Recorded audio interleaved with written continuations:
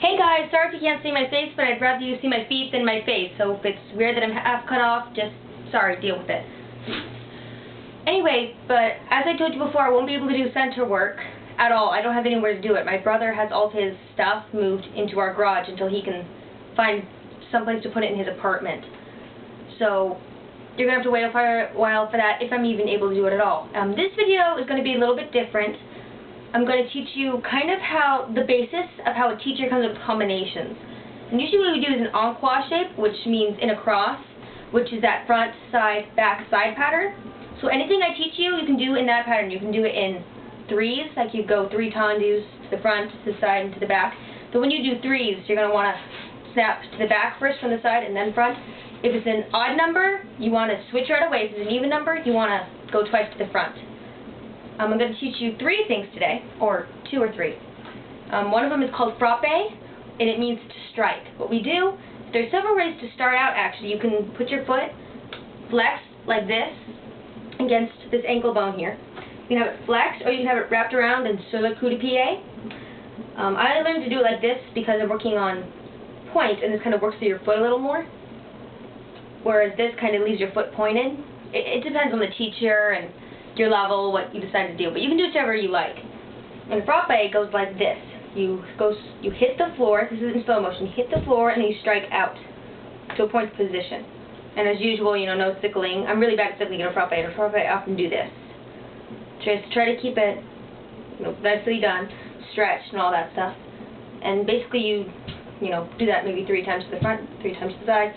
When you do it to the back, you have to switch your ankle. You see that? Like if I'm doing it sur le coup de pied, I put my heel here. And it's kind of like I'm wrapping this foot around another leg behind mine, even though it's not really there. It's really tempting to do things like this and that. You have to be very, very careful about that. And keeping it turned out, so you could end up doing like that. And even in the front, you could be like that. Keep it turned out. And the same thing to the back. You can do it either way. And that's a frappe. It means to strike. The goal of it is kind of snap. Accent is always on the out, and you do want to hear it on the floor. You want to hear it, but try not to hurt yourself by going like jam or hit the point. You hit the ball of your foot, not the point.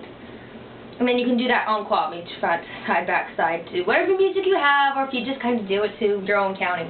Another one is called fondue, which of course probably puts you in mind of the cheese, and it means to melt. And in that we do the same, sur le coup de pied, but we start with one leg bent like this, and then we stretch them up together to come out like that. And of course it's done to all sides. You can do it to the front, side, and back. And you can do it to 90 degrees, and if you're really flexible you can do it up to higher. But usually you do it to 90 or 45 degrees. In my combinations I usually do it to side, back, side, front, side, back, side at 45, and then I go to 90. Then I do a rond de jambe en l'air. I mean, there's this kind of rond de jambe en l'air. There's also this one where I'll come out, and you circle your leg in the air, like that. You can do that en-croix and en dedans, and it's impossible to show you on a video the difference. So just kind of imagine your foot in the air is doing it on the ground. En dedans, that way, en dehors, that way. I'm sorry, it's the other way. En dehors, en dedans. Just imagine doing that in the air. And that was the 3 things I was going to teach you, and you just do that en-croix, but the en l'air I usually mix into mine. It doesn't matter, you can do whatever combination you want to do it in.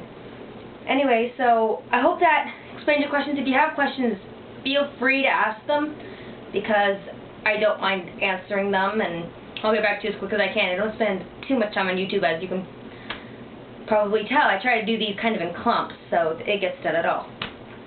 So, thanks guys, enjoy that.